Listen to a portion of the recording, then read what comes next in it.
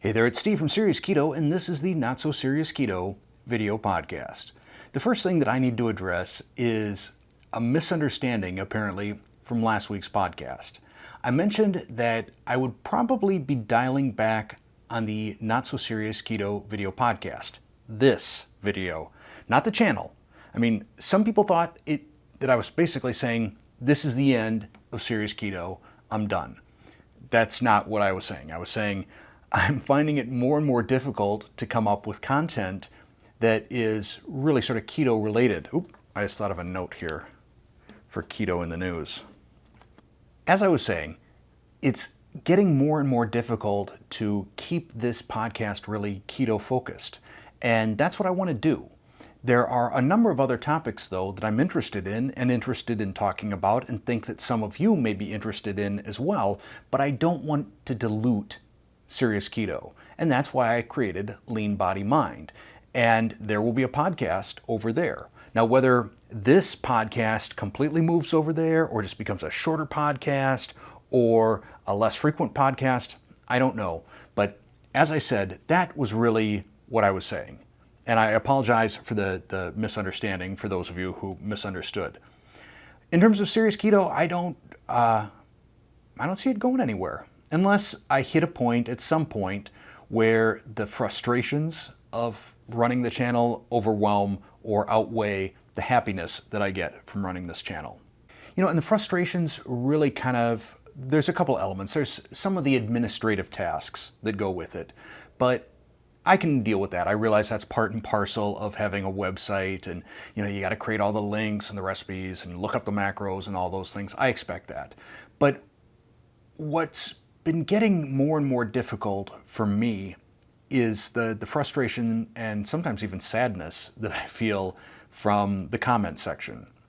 And I know I talk about comments an awful lot, probably some of you are sick of hearing it, but I think that is such a critical element of a YouTube channel. One of my lights over here is flickering. I hope that doesn't become a problem on this video. But I feel that when a content creator is actively engaged with his or her community in the comments, that creates sort of a value proposition for that channel. So I am out in the comments, reading comments, trying to respond to comments, giving hearts to comments and thumbs up to comments a lot, probably too much. What saddens me is just the amount of sort of anger that is out there in some people. And I'm not talking purely like the keto police or vegans or people that are upset that I use a microwave or that I grill something or something like that. I'll talk about that in a minute. But it's just that the nature of the comments are divisive, sometimes mean, and I'm not talking just towards me, sometimes towards other ones of you.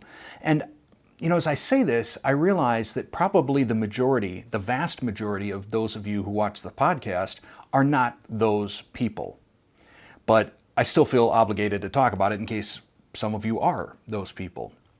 So I would first say, dial back the rhetoric a little bit. First off, you're an adult. I'm an adult. I think most of us here are adults, at least in age. And if we make a choice to eat something or use a certain ingredient or cook in a certain way, and it doesn't impact you physically, emotionally, or financially, but it makes that person happy, then why can't you just step away from the keyboard? Not feel obligated to tell them that they're wrong or they're killing themselves or whatever it is. Just be happy that they're happy. I think we're at a point now, especially in this country, where maybe it wouldn't hurt to have a few more happy people, to have a few less people getting up in each other's business and telling them what to do. I think that might be a good thing, because there's already plenty of divisiveness in politics, in media. Let's not bring it into food, all right? And, let's lay off the caps lock. Let's lay off the multiple exclamation points. And let's also try and be a little more empathetic. Let's realize that just because a given product or ingredient or something isn't for you doesn't mean that it's not for someone else. For example, I think of a lot of the prepackaged keto products. That tends to get some of the nastiest remarks that I get from people saying, oh, that's not real food, no one should eat that, that's garbage, that costs too much. What should be like on that same sentence, like with a comma or in parentheses, is in my opinion.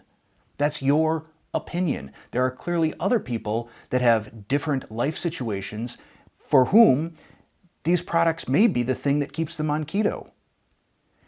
There are people that don't necessarily want to cook. There are people who are traveling that are always on the go, and to have something like, keto chow or some sort of a bar or cookies or other snacks, this could be the difference for them between staying keto and falling off the wagon. I know that a lot of my viewers are truck drivers, and if you are a truck driver, I want to say thank you. You guys and gals are not nearly recognized often enough for what you do. When I was 10 years old, my dad was the president of the South Dakota Trucking Association. And as the outgoing president was introducing my dad as the new president, one of the things that he said, and I still remember this 43 years later, the line was, if you got it, a truck brought it. I mean, this country, truckers and trucks and freight, that is our lifeblood. If you got it, a truck brought it. And I don't know how many of you have ever seen the inside of a truck, what the cab is like. I'm sure they're way, way better than they were when I was a kid working at my dad's trucking company. But there's not a lot of space. So, if they've got a little bit of space for an Instant Pot or a microwave oven or a blender, and they're whipping up keto chow or they're eating a perfect keto product or whatever, to them, it is worth the money. It is worth the convenience. They don't have another keto alternative or a good keto alternative. And if you don't agree with me, just go to any truck stop and try and look around and see how much keto stuff you can find that isn't, terribly, terribly processed.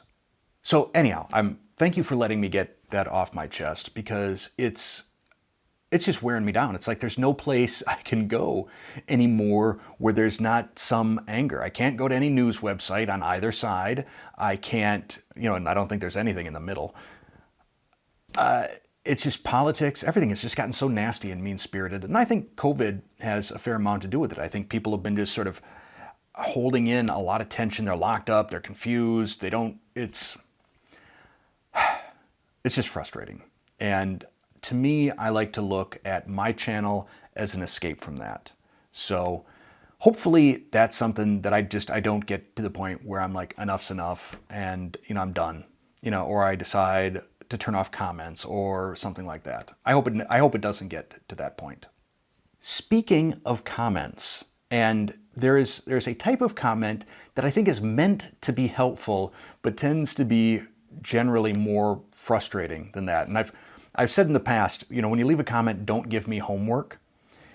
It's the comments where people say, have you seen the video by so-and-so? That's one version of it.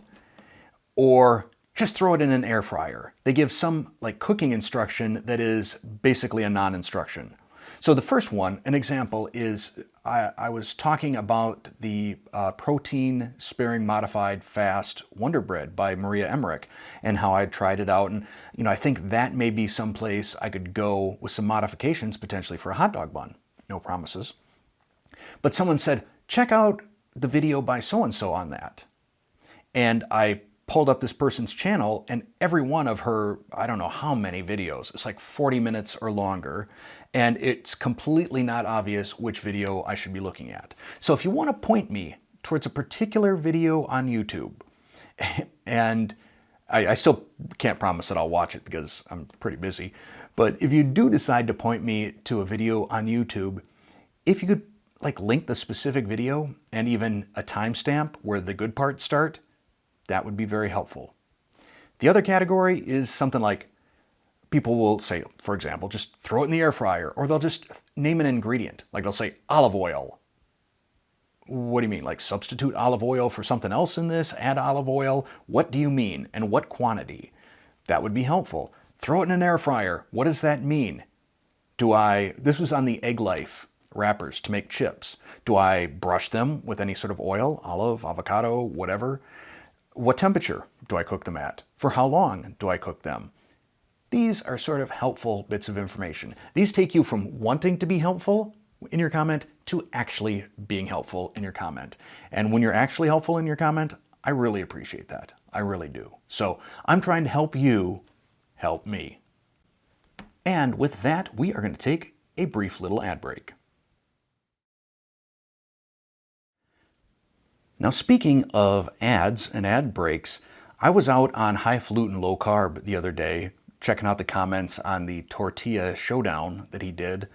And there was a comment from someone complaining that it was just ridiculous how many ads Wes puts in his videos. So like me, he puts the ad at the beginning of the video and at the end of the video. And for me, if it's a longer one, like the podcast, for example, I'll throw in what's called a mid-roll. I always do skippable ads. I think that it's up to you to decide if you're going to watch them or not watch them. I have no clue how much revenue I get if it varies depending on how long you watch. Do what you want to do. Click skip, watch it, your call. But anyhow, this person complained that in Wes's video, in addition to those bumper ads, there were 4 mid-roll ads. It seemed like a valid complaint. And then Wes responded that YouTube, when he would only do a single ad, would just bury his video. It wouldn't show up in recommendations at all. And he found that he needed at least 3 or 4 mid-roll ads for YouTube to start promoting his video, so having it show up on the recommended list for non-subscribers. And I got thinking that makes a lot of sense. I'm not saying I agree with it, but from a YouTube perspective, the more ads that are shown, the more revenue for them. And I started thinking that also would mean more revenue for me. It really kind of put me in a bit of a conundrum because that's not something I want to do. Even with skippable ads, it still feels very often like a speed bump in a video, especially if people don't time the breaks real well. But yeah, it's something I'm kind of struggling with right now. And I'm sure there are going to be people that reply, well, if you add more ads, I'm going to quit watching. Okay, that's something I need to think about. Does that outweigh attracting more people to the channel? I don't know. I've talked before about Google's ad policy, and if you just let them auto-insert ads, they do put one about every 4 minutes. So it strikes me that may be kind of where the algorithm sweet spot is.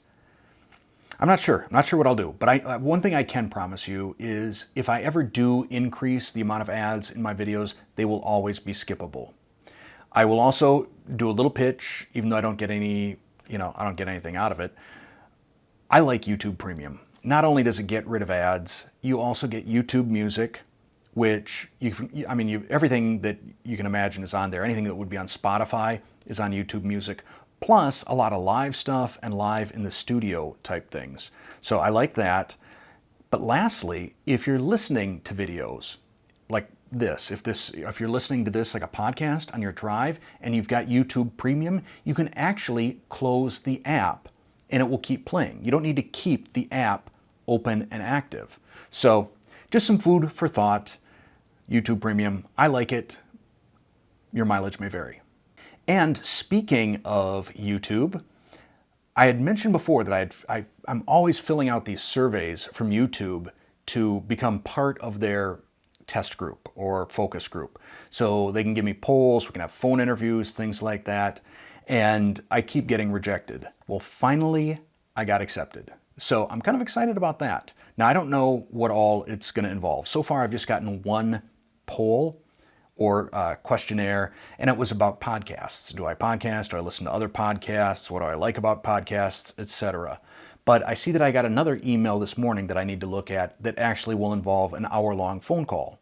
So that could be cool. I'm kind of excited about that. I would really like to have an opportunity to get some questions answered, especially questions that you have asked of me about how YouTube works, about how the algorithm works, about what's going on with comments, how YouTube decides to delete certain comments. that would be some good information. And hopefully I'll have an opportunity to find that out and then share it with you either on this podcast or on the Lean Body Mind podcast. So I'm going to share one more not super positive thing. It's something that I alluded to in last week's podcast.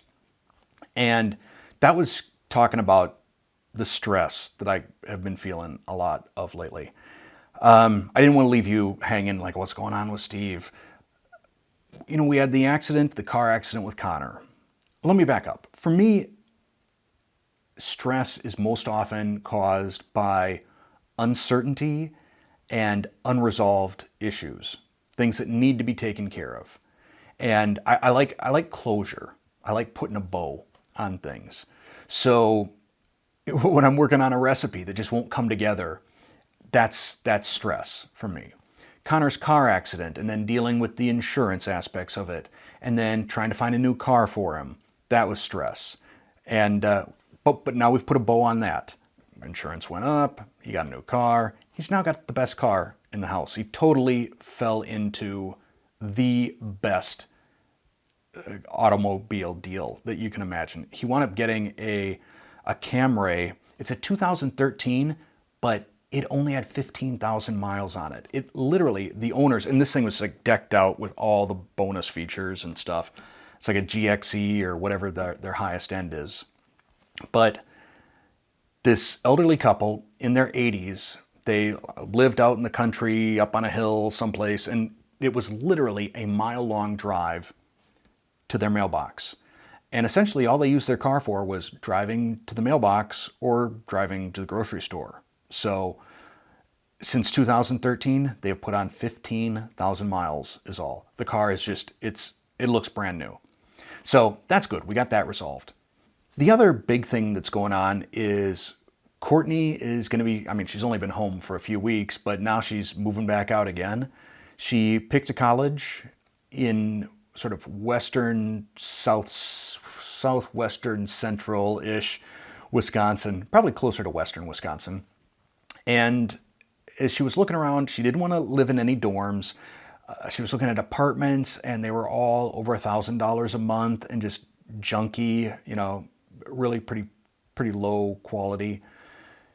So she wound up going to a mobile home community it's very nice, and she decided she would buy a mobile home or finance a mobile home, for which I'm a co-signer. So that makes me a little bit anxious. I trust Courtney. She's pretty responsible, but moving her into what is essentially a little house, and that's just, it's bittersweet, you know? On the one hand, I'm proud of her. I'm proud that she decided to make a move that she's going to be able to get a return on. She's going to earn equity, and you know, when she's done, she can turn around and sell this mobile home. But traveling out there, it's a little over 2-hour drive. We head out there. I fix some stuff. I fix a toilet. I change a light fixture. I put in some blinds and change the locks. And so I'm basically the handyman, and I'm installing all of this stuff. And it's a weird sensation. I can't articulate it really well. I'm sure other empty nesters out there know what I'm talking about. You're proud and you're scared and you feel almost a little empty too. You know, when someone's been living in your house and been a sort of constant companion for 20 years, it's weird having her go. And I realize, you know, she was away in the Army, but that was one of those, okay, she'll be back in 4 months, 6 months, whatever it is. This situation is it's a house. It's hers. 365 days a year. So it's more like now she'll come and visit maybe once a month or something like that. So getting that all taken care of, getting her moved in. This weekend, I'm back there again, doing my handyman stuff. That's been a big stressor for me. And, you know, I'd mentioned the stress last week. I just felt, you know, I'd share it right here. I'm going to hold on to keto in the news for next week. There is an article, and I will bet you almost anything, especially if you've got a Google News feed, that it's shown up. And I really want to talk about it, and I'll talk about it next week.